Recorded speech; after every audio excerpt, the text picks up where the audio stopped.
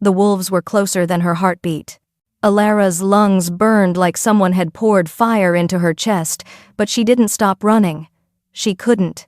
The frost-bitten forest blurred around her, jagged pines coated in ice, branches that clawed at her face like skeletal fingers, snow so deep it swallowed her legs with every desperate step.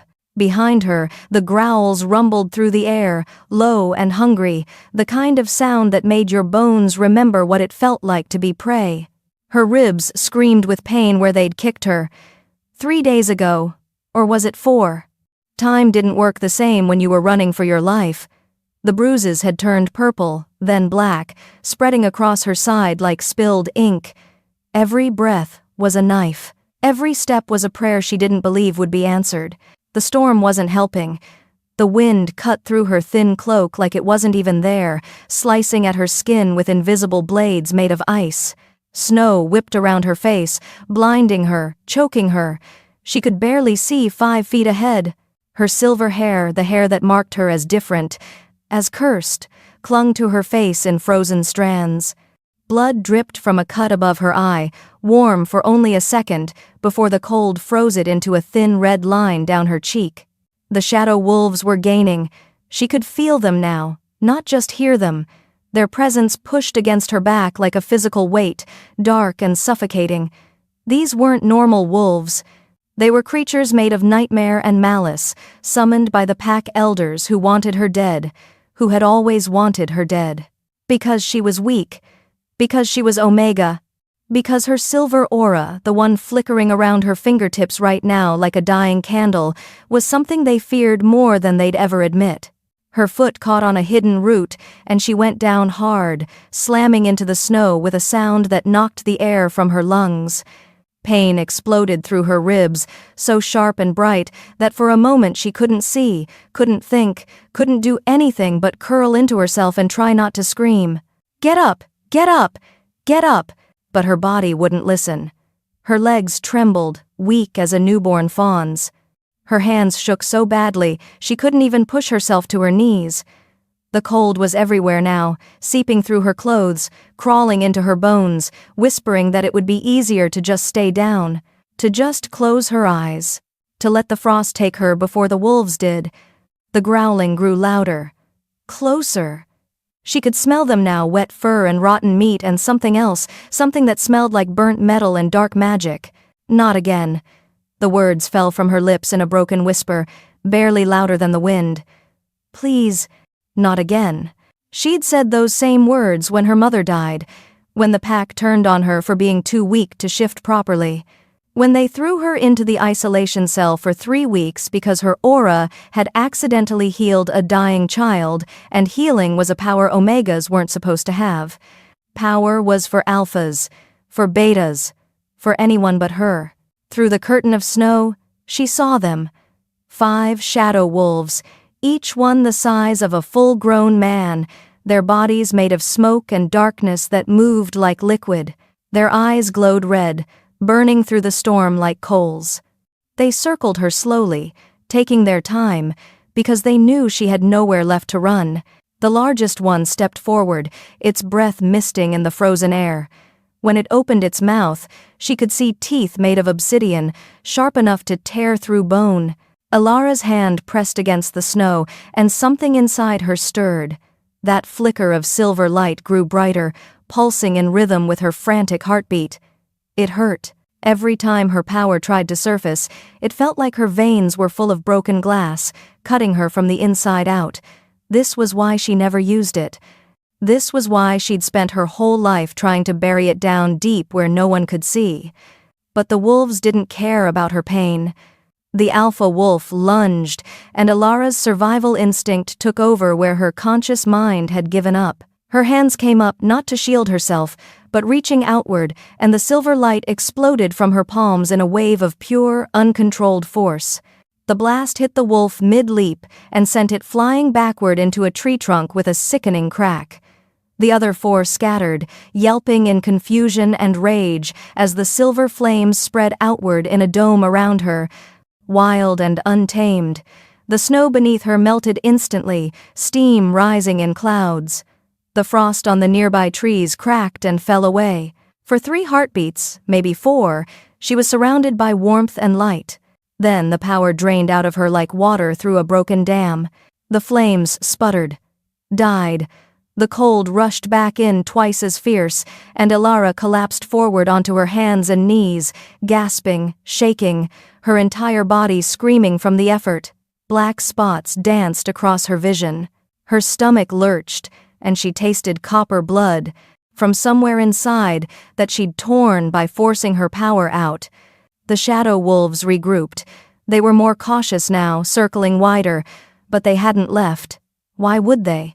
She was prey, wounded prey, and she'd just shown them she had nothing left. The frozen river was 10 feet away. She could hear the water moving under the ice, a soft rushing sound that somehow cut through the howling wind. Maybe if she could reach it. Maybe if she could break through the ice. Maybe drowning was better than being torn apart. Her arms wouldn't hold her weight anymore. She slumped onto her side, her cheek pressing against the snow that was already starting to cover her again. The cold didn't hurt anymore. That was bad. She knew that was bad. It meant her body was giving up, shutting down, accepting what her mind had known since this chase started. She was going to die here, alone in the storm, with no one to remember her name, no one to care that she'd tried so hard just to survive another day. Just another weak Omega who couldn't make it in a world that had decided her worth before she'd even opened her eyes. The wolves moved in for the kill. And somewhere deep inside, in that broken place where her power lived, something whispered that this wasn't the end of her story, that she was meant for more than this frozen grave.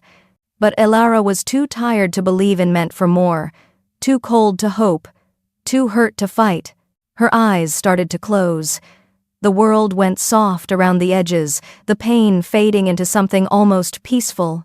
She thought of her mother one last time, her mother who had died protecting a secret Elara still didn't fully understand, who had whispered with her last breath, "You are not what they say you are. You are so much more.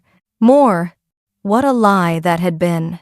The alpha wolf's shadow fell over her, blocking out the gray storm light. She heard its breath, felt the heat of its body despite the cold. This was it. This was how it ended. "Before I fade into this storm," she whispered, and she didn't know if she was talking to the wolves or the wind or the universe that had abandoned her. If anyone can hear my story, remember to subscribe to Crimson Moon by Benny. Because this world forgets Omegas like me. The words made no sense. Some part of her knew that, but they felt important somehow, like a message in a bottle thrown into an endless ocean, hoping someone, somewhere, might find it and know she'd existed. The wolf's jaws opened wide, and then a roar split the air, so loud and primal that the shadow wolves froze mid-attack. It was a sound that came from something ancient, something that made the very ground tremble beneath Elara's broken body. The trees shook. The storm seemed to pause, holding its breath. Through her half-closed eyes, Elara saw a shape moving through the snow. Massive, fast, real in a way the shadow wolves weren't. This wasn't made of magic or darkness. This was flesh and blood and fury. Another wolf. No, not a wolf. Bigger. A dire wolf, maybe, or something even older that her exhausted mind couldn't name. Its fur was midnight black, with streaks of silver that caught what little light remained. Its eyes burned gold, fierce and intelligent, and locked onto the shadow wolves with such intensity that 2 of them actually backed away. The newcomer didn't hesitate. It launched itself at the alpha shadow wolf, and the 2 collided in an explosion of snow and snarls. The shadow creature tried to use its magic, tried to dissolve and reform, but those golden eyes seemed to pin it in place, to make it solid and vulnerable. Teeth found throat, claws raked through smoke flesh that suddenly bled real blood. The other shadow wolves attacked together, trying to overwhelm the black wolf through numbers. But it moved like liquid violence. Like every movement had been choreographed by death itself. It was beautiful and terrible and impossibly fast. One shadow wolf went down with its spine broken. Another fled, dissolving into mist. The remaining two pressed their attack, but they were losing, and somewhere in their empty red eyes, Elara thought she saw fear. She tried to stay conscious, tried to see who or what had come for her, but the cold was winning now, pulling her down into darkness that promised rest. Her eyes slipped closed despite her best efforts. The last thing she heard was the sound of the fight ending, the last shadow wolf fleeing into the storm, heavy paws crunching through snow, coming closer. Then a voice, rough and deep, and so unexpected it made her heart stutter. "Found you." 2 words. That was all. But they carried weight, like they'd been searching for 1,000 years and would have searched 1,000 more. Elara tried to speak, to ask who, to understand, but her body had nothing left to give. The darkness swallowed her whole, and she fell into it like falling into deep water, not knowing if she'd ever surface again. But just before the world went completely black, she felt something warm wrap around her, felt herself being lifted as gently as if she were made of glass, felt breath against her frozen skin that somehow pushed back the cold. And for the first time in 3 days of running, 3 years of suffering, maybe her entire life, Elara stopped fighting. Someone had found her, and that changed everything. The warmth was wrong.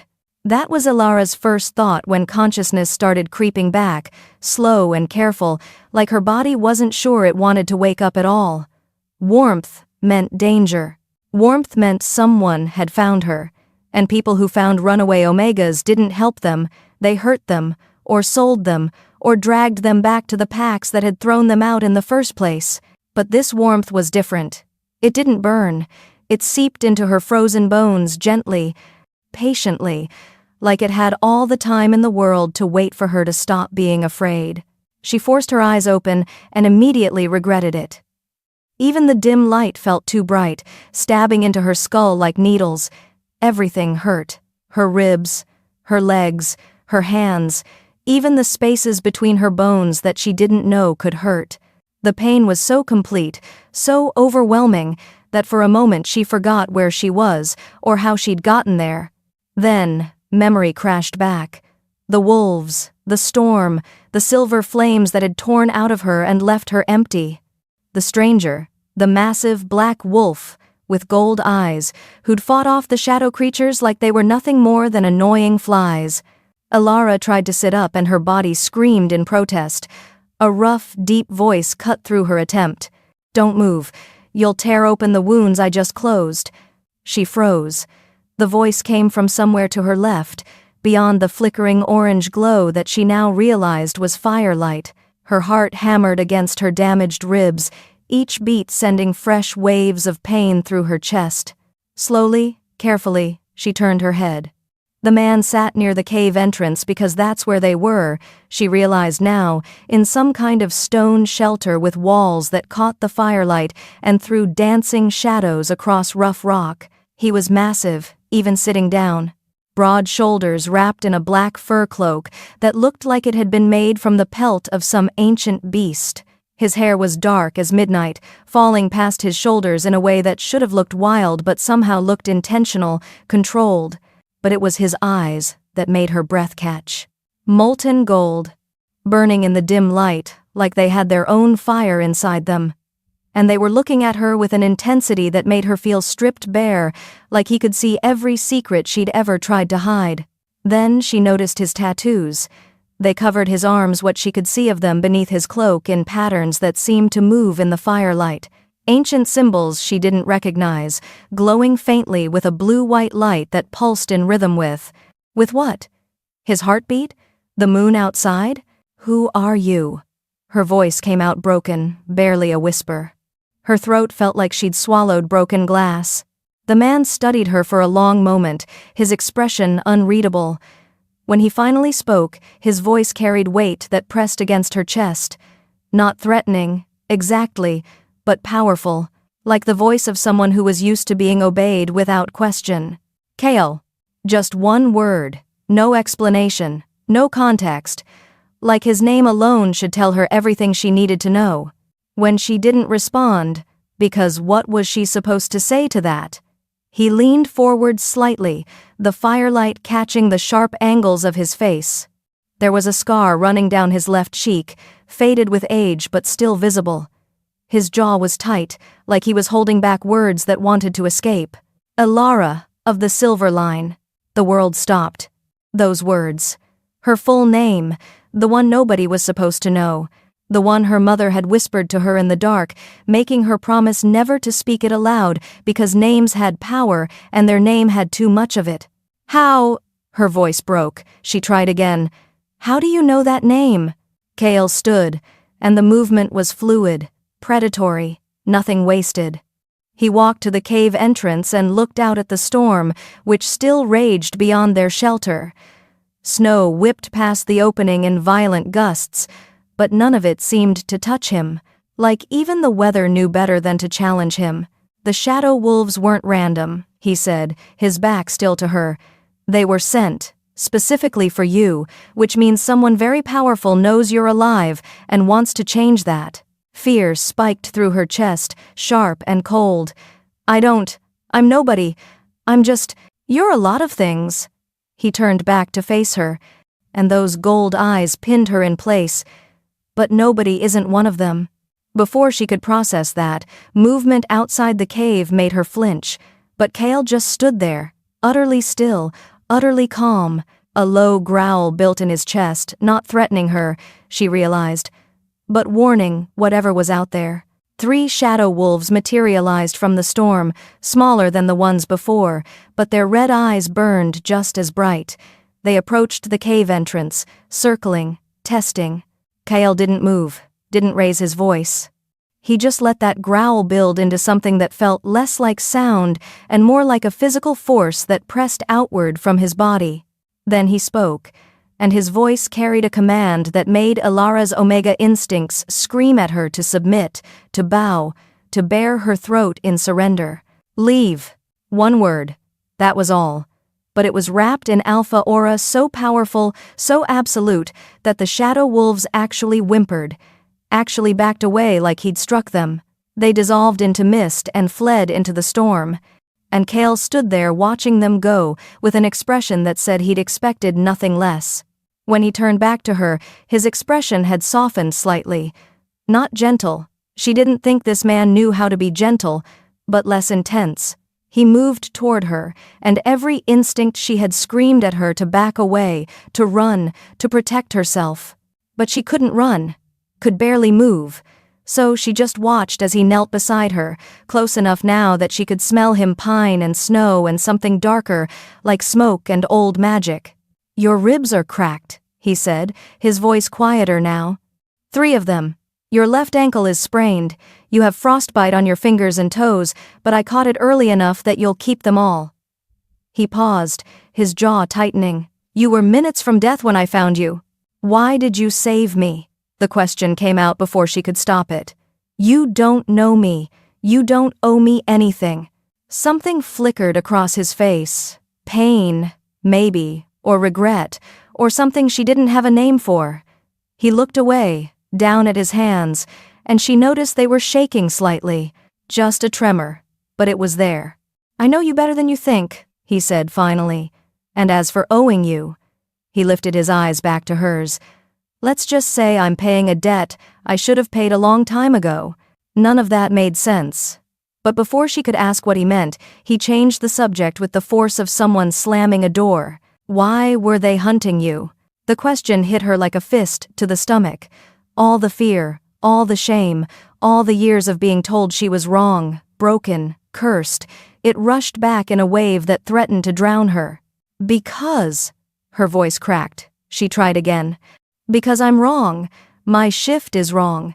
Everything about me is wrong. Kale's eyes narrowed. Explain. I can't shift properly. The words tumbled out now, fast and desperate, like a confession she'd been holding back for years. I should have shifted at 13 like everyone else. But when I tried it, it wouldn't complete. I got stuck halfway, half human, half wolf, neither one or the other. They said I was cursed, that I'd poisoned the pack bloodline, that I was abomination. Kale said the word like he'd heard it before, like maybe someone had called him that too.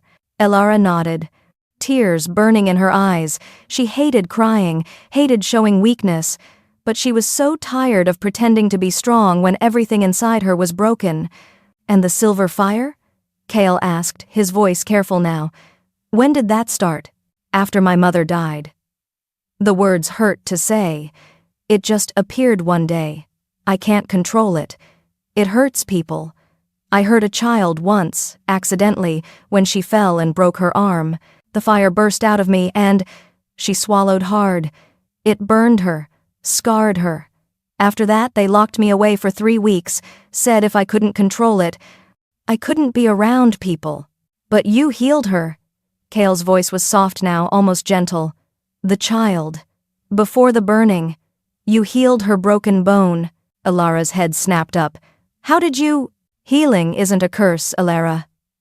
He leaned closer, and she could feel heat radiating from his body, pushing back the cold that still clung to her. It's the rarest gift a wolf can have, and power that rare, that strong, people fear it. Fear makes them cruel. Something about his presence was doing something to her. She could feel it now, that constant burn of her silver fire that usually sat just under her skin, restless and angry and ready to explode at any moment. But right now, with him so close, it was quiet, calm, like it recognized him somehow. Kyle felt it too. She could see it in the way his eyes widened slightly, in the way he suddenly pulled back, putting distance between them. Your power, he said, his voice rough. It responds to me.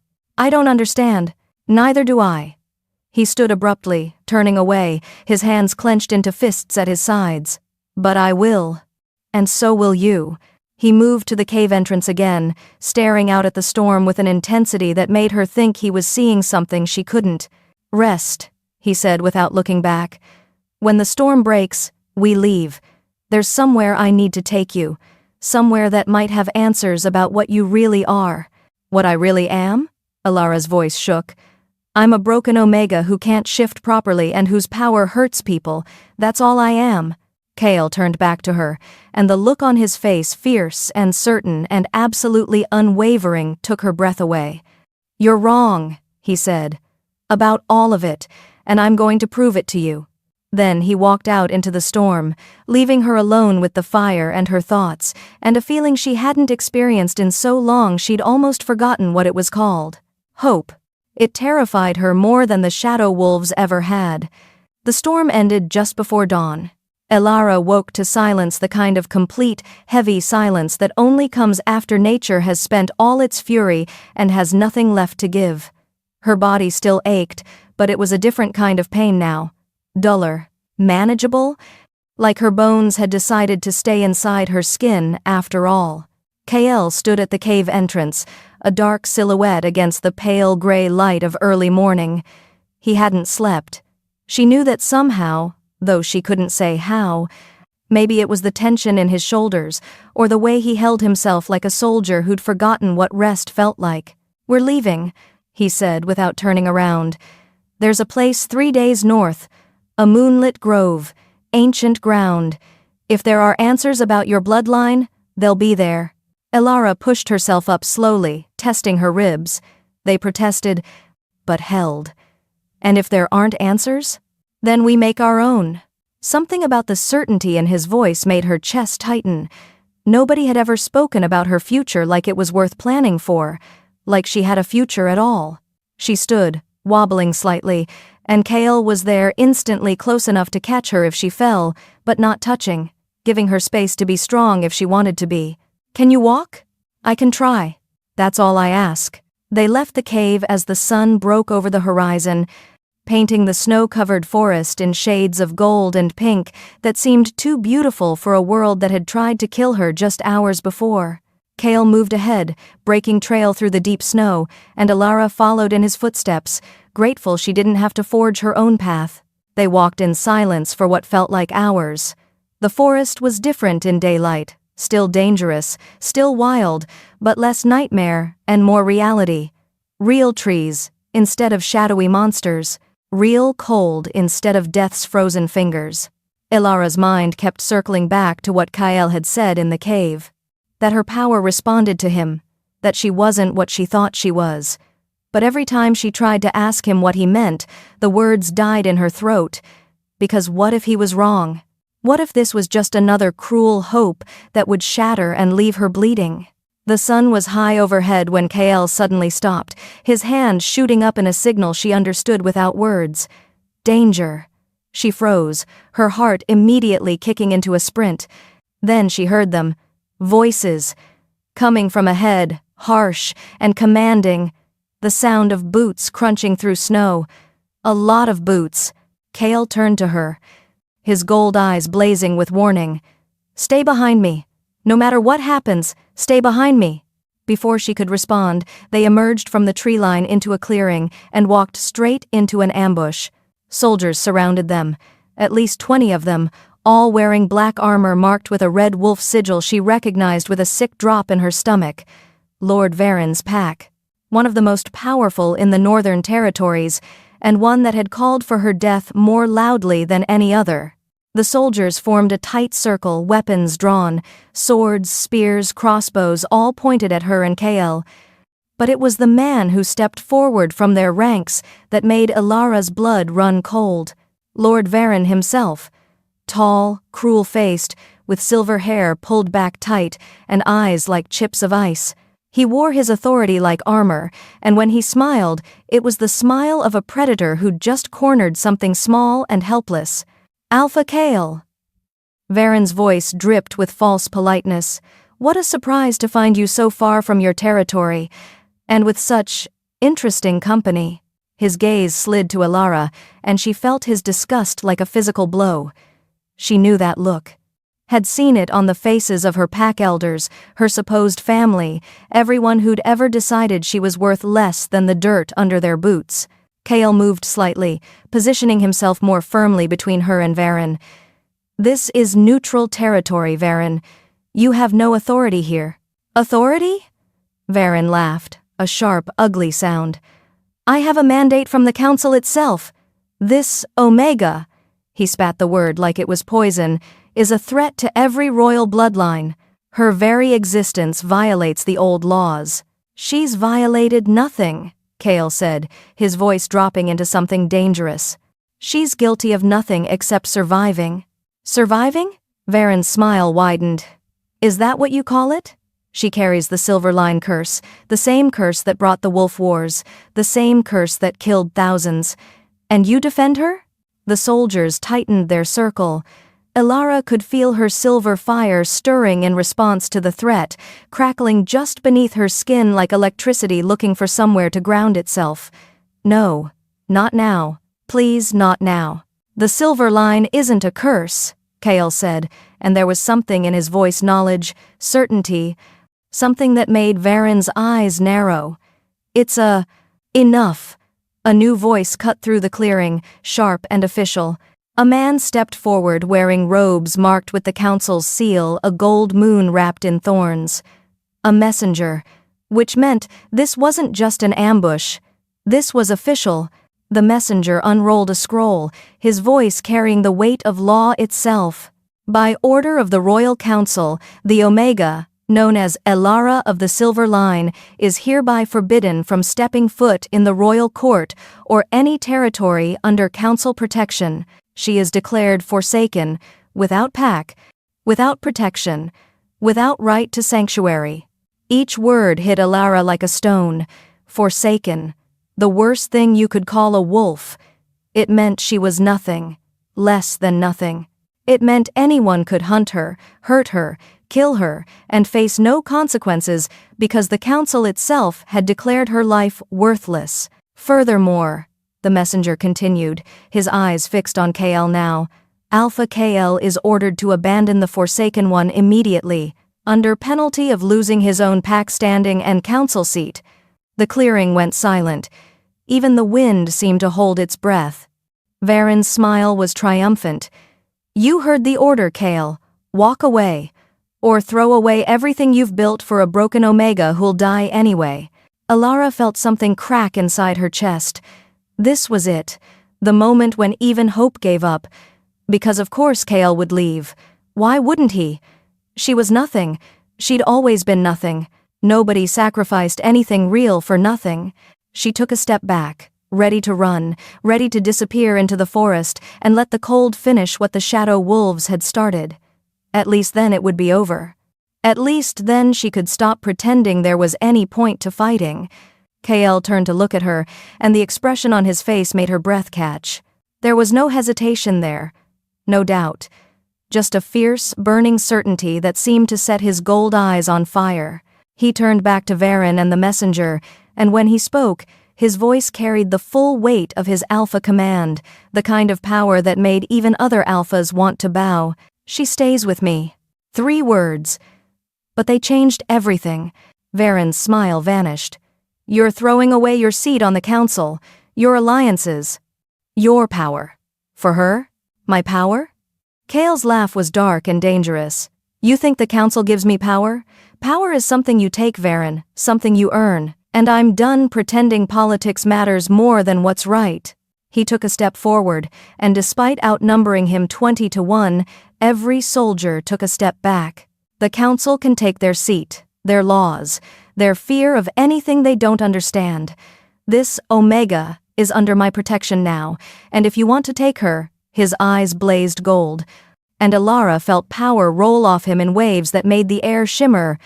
You'll have to go through me first. The clearing erupted into chaos. Varen shouted orders and the soldiers attacked. Steel flashed in the sunlight. Kael shifted mid-stride, his human form exploding into the massive black wolf she'd seen before, and he hit the first line of soldiers like an avalanche. Elara tried to back away, tried to stay out of the fight, but there were soldiers behind her too. One grabbed her arm and she screamed, and her silver fire responded. It burst from her hands in a wild explosion of light and heat that sent the soldier flying backward. But she couldn't control it, couldn't stop it, and it spread outward in crackling waves that made the snow around her feet melt and steam. The curse! Someone shouted. She's using the curse! More soldiers rushed her. Kael roared and tore through them, trying to reach her, but there were too many. A blade slashed across her shoulder and she cried out, pain and fear making her power spike even higher. The silver flames were everywhere now, wild and hungry, and she couldn't pull them back. They burned the soldiers who got too close, scorched the trees, turned the snow to water that hissed and bubbled. I can't stop it, she screamed. I can't. Kael was there, suddenly, in human form again, his hands gripping her shoulders. Look at me, Elara. She did, and his gold eyes locked onto hers with such intensity that everything else, the fighting, the screaming, the flames, faded into background noise. Breathe, he commanded. The power is yours, not the other way around. Breathe, and take it back. I don't know how. Yes, you do. I can feel it. You're stronger than you know.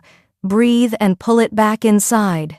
She tried, focusing on his voice, on his eyes, on the strange calm she felt whenever he was near. The flames flickered, wavered. Slowly, painfully, she pulled them back in, drawing that wild silver energy back into her core where it settled, still crackling, still angry, but contained. The clearing was a disaster. Half the soldiers were down, groaning or unconscious. The others had backed away, weapons still drawn but fear clear on their faces. Even Varen looked shaken. The messenger stepped forward again. His scroll singed at the edges. This conflict serves no one. Alpha Kael, you've made your choice. But know this, the council will not forget, and neither will we. He gestured, and Varen's soldiers began retreating, carrying their wounded, shooting glances back at Elara like she was a bomb that might explode again at any moment. Varen himself paused before leaving, his ice-chip eyes fixed on Kael. You've signed her death warrant by protecting her, and yours too. Then I'll die on my feet defending what matters. Kael shot back. How do you plan to die, Varen? On your knees. Begging the council to tell you what to think? Varen's face went dark with rage, but he had no answer. He turned and disappeared into the forest with his remaining soldiers, leaving Elara and Kael alone in the burned and battered clearing. Silence fell, heavy and complete. Elara's legs gave out, and she sank to her knees in the melted snow, shaking uncontrollably. "You shouldn't have done that. You should have left me. Now you've lost everything, and I'm still alive." Kale knelt beside her, his hand gentle under her chin, lifting her face to meet his eyes. "Still here, still fighting. That's all that matters. But your council seat, I never wanted it. Politics bore me. Give me a real fight any day." Despite everything, despite the fear and pain and exhaustion, Elara felt something that might have been a laugh bubble up in her chest. "You're insane." "Probably."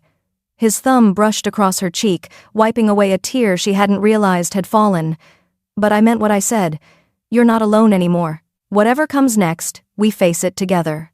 The word "we" did something strange to her heart, made it hurt and hope at the same time, which seemed impossible, but there it was. "Why?" The question came out as a whisper. "Why do you care what happens to me?" Kale's expression shifted, something vulnerable flickering across his face. "Because I know what it's like to be told you're wrong, to be told your very existence is a mistake, and I know what I would have given, back then, to have someone look at me and say I was worth fighting for."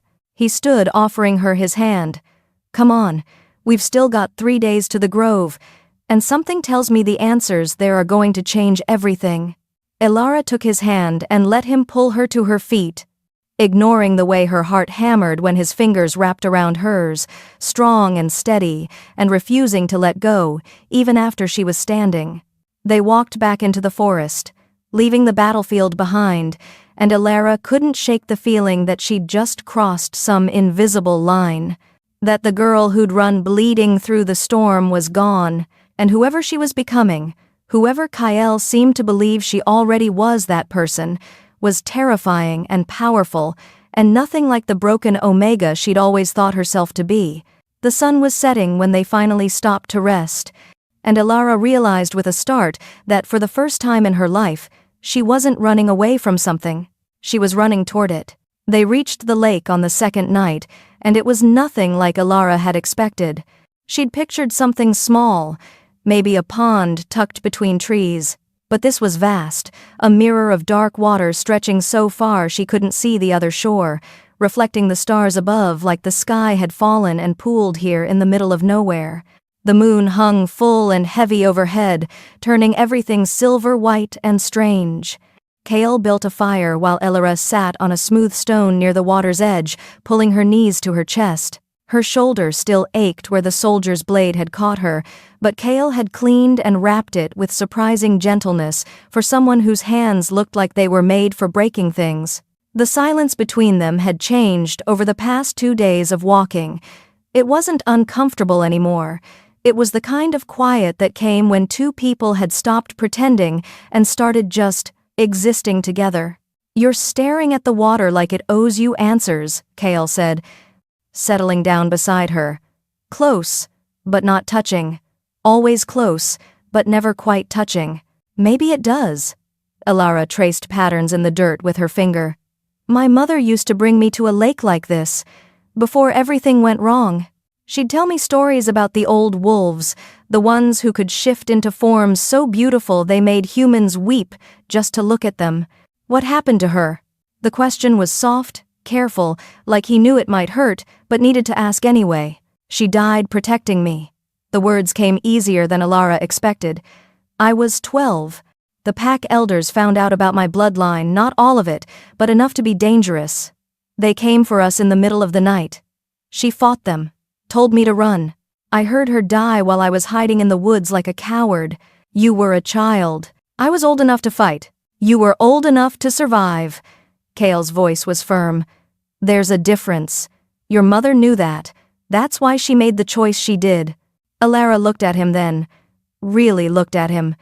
The firelight caught the angles of his face, the old scar on his cheek, the way his jaw was tight, like he was holding back his own pain.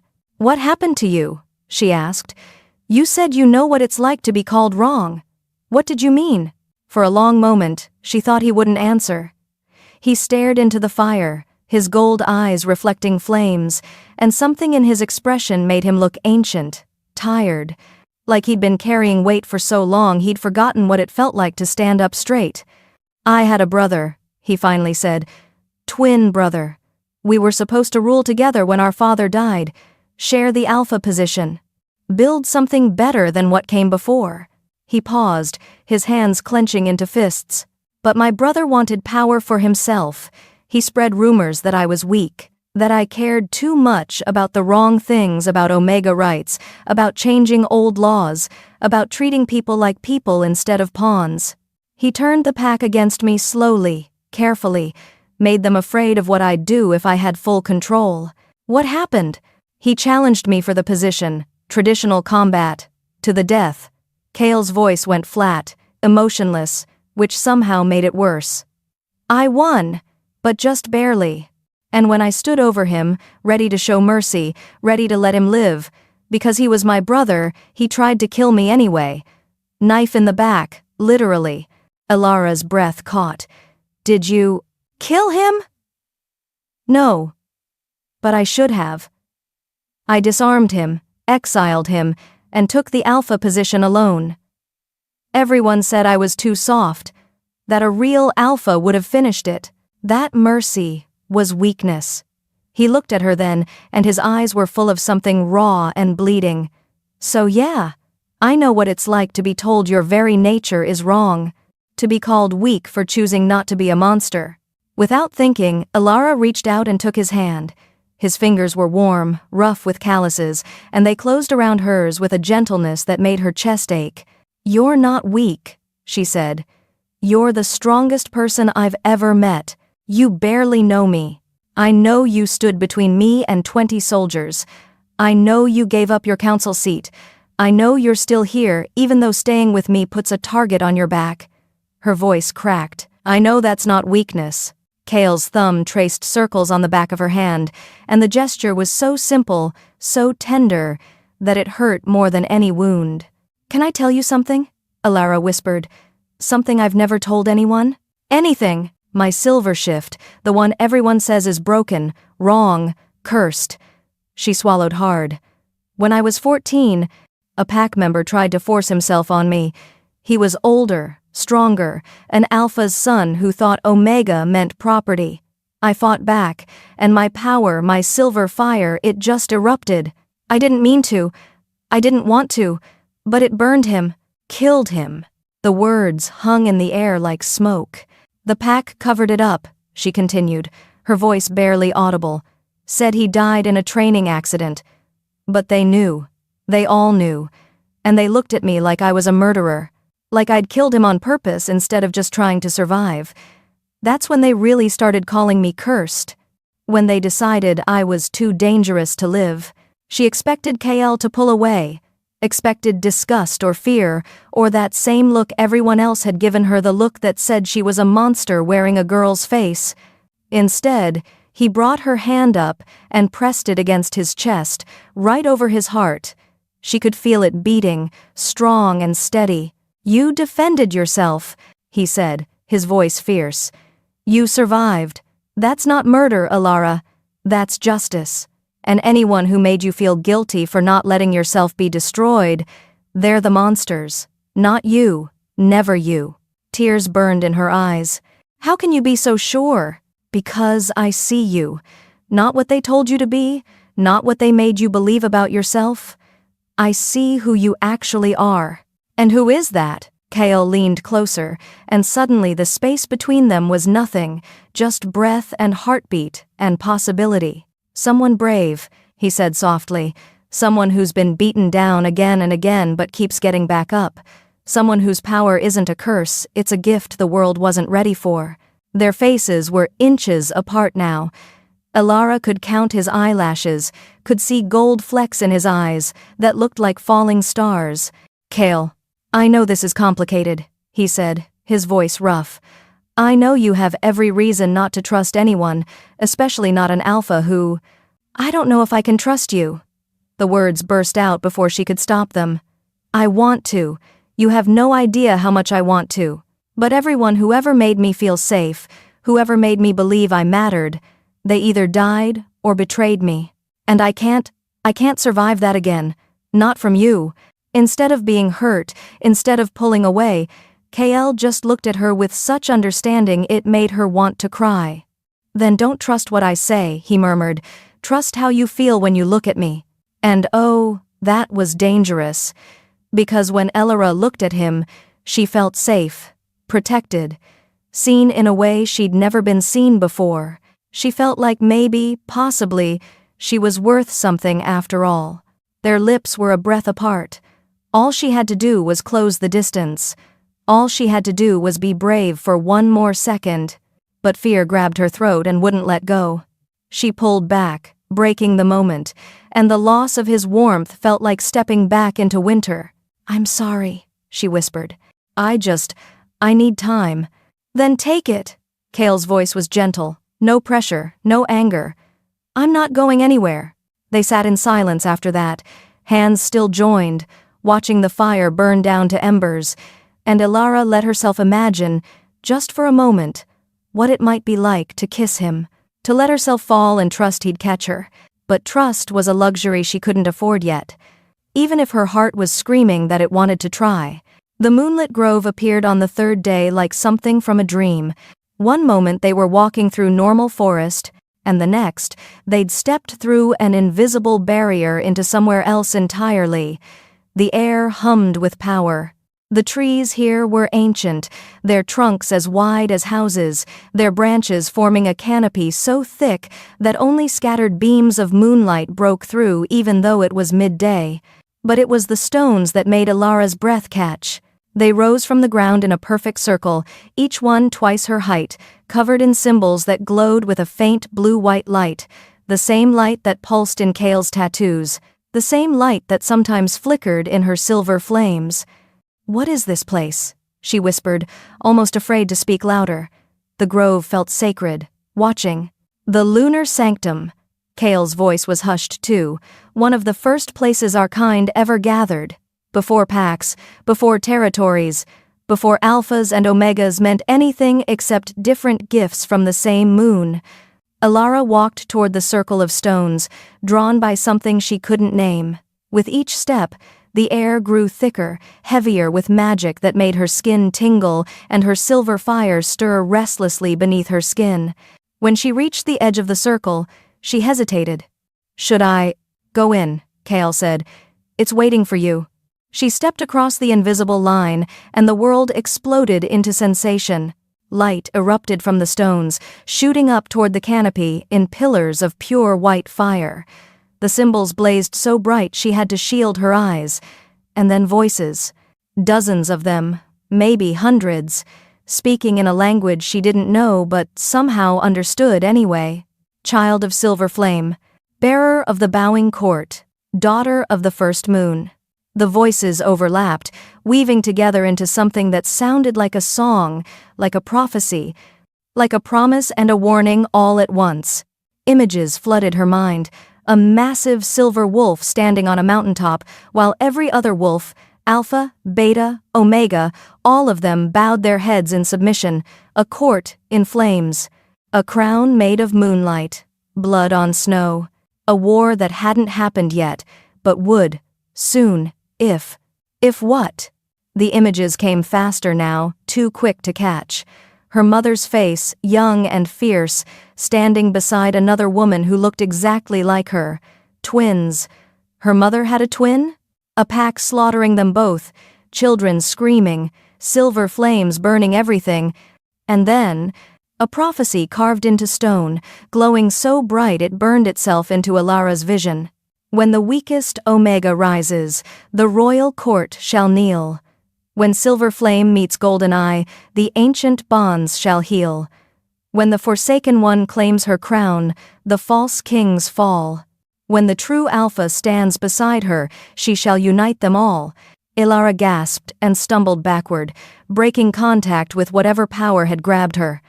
The voices cut off. The light died. The grove returned to its humming quiet. But she could still see the words glowing behind her eyelids. When the weakest Omega rises, the royal court shall kneel. No. The word came out strangled. No, I'm not. Kael was at her side instantly, steadying her. What did you see? A prophecy. She was shaking so hard her teeth chattered. About me. About they said the royal court will kneel, that I'm supposed to unite everyone. But that's insane. I can't even control my own power. I can't shift properly. How am I supposed to?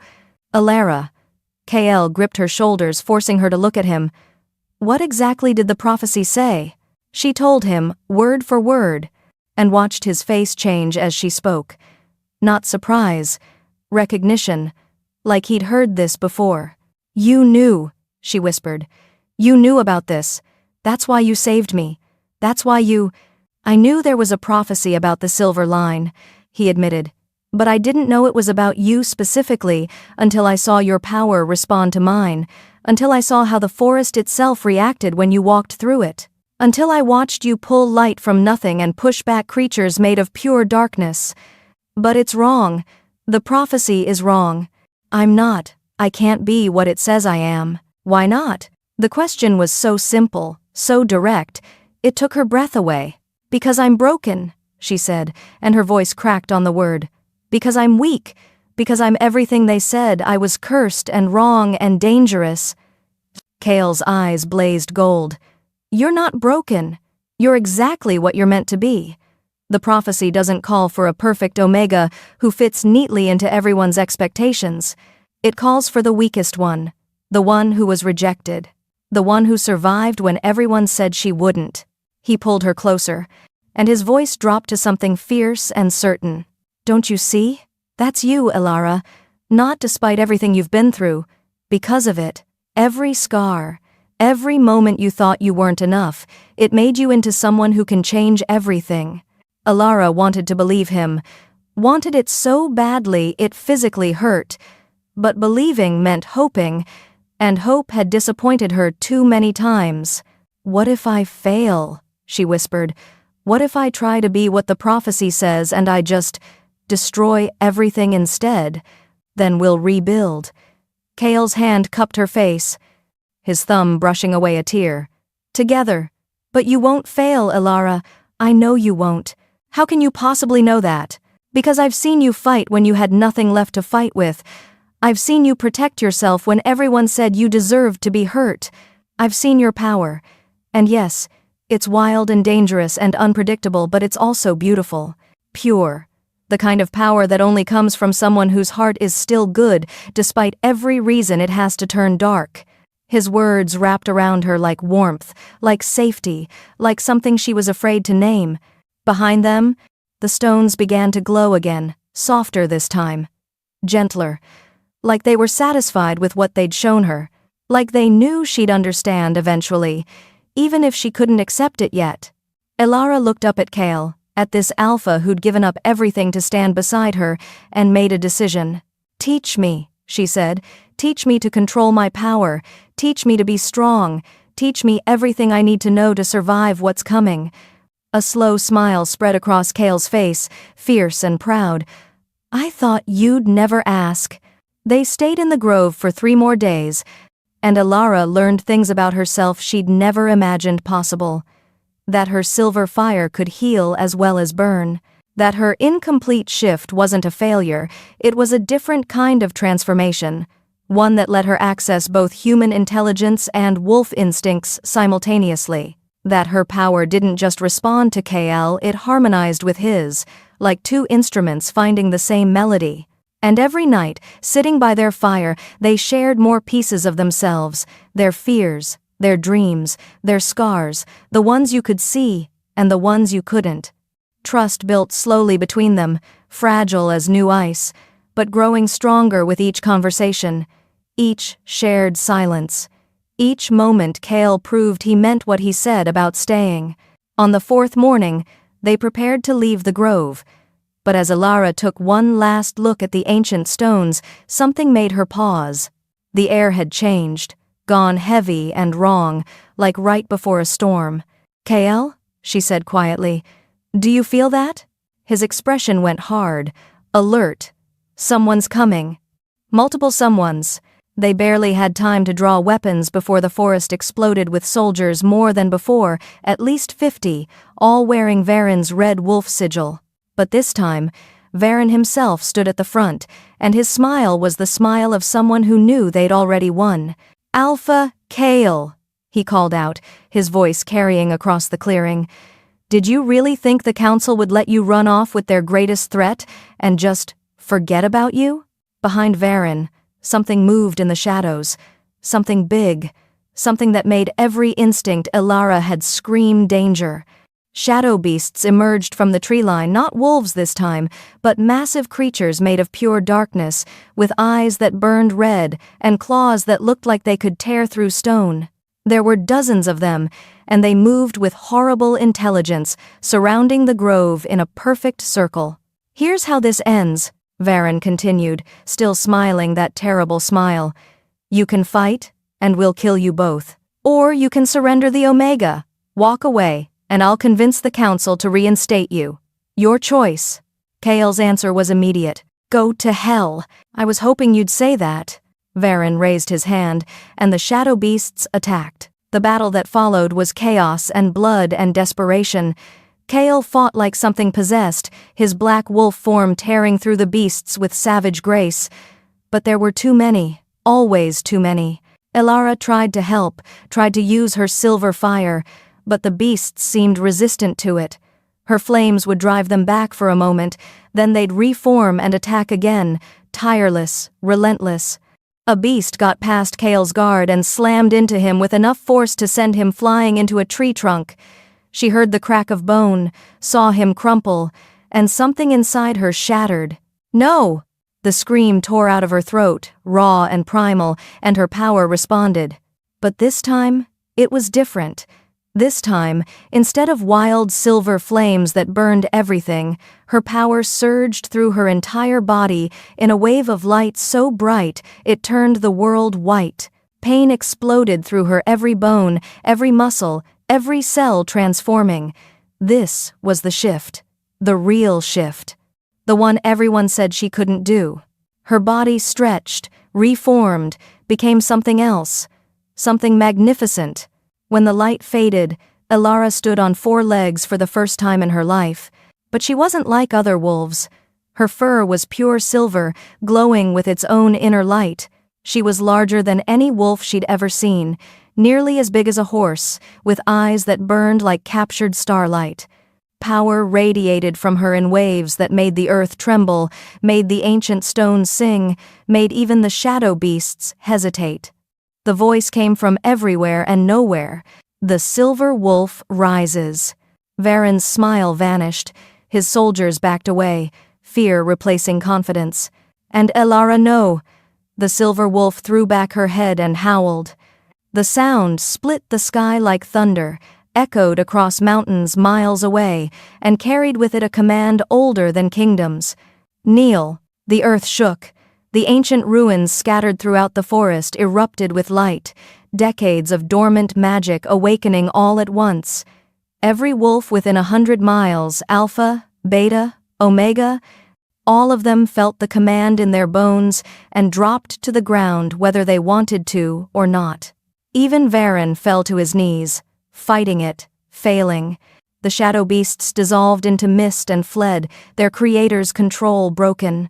Elara padded forward, each step making the ground pulse with light, until she stood over Varen. When she spoke, her voice was layered with power, with authority, with something divine. "I am the one you feared. I am the blood you tried to erase. I am every Omega you called weak, every wolf you said was wrong, every power you tried to bury." She leaned down, her fangs inches from his throat.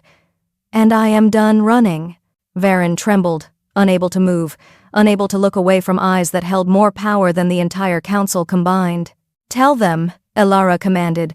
"Tell the council, tell the royal court, tell every pack that ever whispered my bloodline was cursed. The silver wolf has returned, and things are about to change." She stepped back, releasing him from her command. He scrambled backward, his soldiers helping him up, all of them looking at her like she was a goddess or a monster or maybe both. They fled into the forest, and Elara let them go. She turned to find Kale still in wolf form, still injured, watching her with awe written clear across his face. She patted over and gently nuzzled his shoulder, and her touch brought with it healing warmth that knit broken bones and closed wounds. When he shifted back to human form, he looked up at her and whispered, "You're beautiful. Not terrifying. Not dangerous. Not wrong. Beautiful." Elara shifted back as well, returning to her human body, but keeping the silver light glowing faintly beneath her skin. She was naked, but Kael immediately wrapped his cloak around her shoulders, and his touch was reverent, careful. He seemed to be searching for words. That was incredible. That was terrifying, Elara corrected, still shaking with adrenaline. I felt like I was going to burn everything, destroy everything. But you didn't. You controlled it. You chose who to hurt and who to save. That's the difference between power and destruction, Elara. That's what makes you... Whatever he was going to say was cut off by the sound of wings. Massive wings. Overhead. Circling. They both looked up to see a creature descending part bird, part dragon, entirely made of shadow and flame. It landed at the edge of the grove, and when it spoke, its voice echoed with ancient malice. So, the weakest Omega found her teeth. The creature's laugh was like grinding stone. How delightful! This will make breaking her so much more satisfying. Who are you? Elara demanded, silver fire crackling around her hands. Oh, child, you haven't even begun to understand what you've awakened. The creature's eyes glowed red. The prophecy doesn't end with you claiming power. It ends with you making a choice: save your world, or watch it burn. And I intend to make sure you choose wrong. Before either of them could respond, the creature dissolved into smoke and vanished, leaving only its words echoing through the grove. The true war hasn't started yet, but it will, soon. Elara and Kael stood frozen, the weight of those words settling over them like a shroud. The battle was won. But somehow, Elara knew with absolute certainty, this was only the beginning. 3 days later, they returned to the royal court. Or rather, to what was left of it. Varen had struck in their absence. The castle was in ruins, half of it burned, bodies scattered across the courtyards. The council chamber where alphas had made laws for centuries was nothing but rubble. And in the center of it all, survivors gathered, hundreds of them, maybe thousands, all looking lost and broken and afraid. When Elara and Kael walked through the gates, every eye turned to them. Someone whispered, "The silver wolf." Someone else, "She's real." And then, one by one, they began to kneel. Not out of command this time, out of choice, out of hope. Elara wanted to run, wanted to tell them they were making a mistake, that she was still just a broken Omega who didn't know what she was doing. But Kael's hand found hers, warm and steady, and he leaned close to whisper, "You don't have to be perfect. You just have to be willing to try." So she stood there, in the ruins of the royal court, surrounded by wolves who looked at her like she was salvation itself, and tried to believe that maybe, just maybe, she could be what they needed, even if the trying terrified her more than any shadow beast ever could.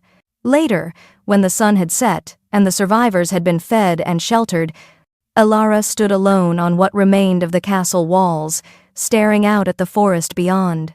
Kael found her there, because of course he did. He always seemed to know when she needed company, but was too stubborn to ask for it. "You're thinking too loud," he said, settling beside her. "They're looking to me for answers," Elara said quietly. "For leadership. For hope. But I don't know what I'm doing, Kael. I don't know how to unite packs or rebuild kingdoms or... Neither did I when I became Alpha." He bumped his shoulder against hers. "You learn. You make mistakes. You keep going anyway. What if I make the wrong choice? What if that creature was right? And I..." The ground trembled beneath them. Just slightly, but enough to notice. They both went still. It trembled again, harder this time. And from somewhere deep beneath the earth, something responded to the vibration with a sound like a heartbeat. Slow, steady, ancient.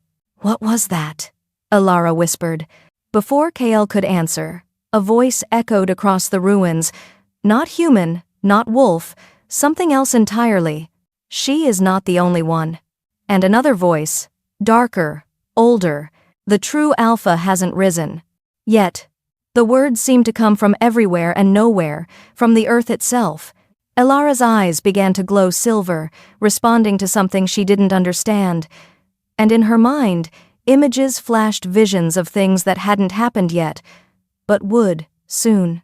A wolf, larger than her silver form, made of gold and starlight.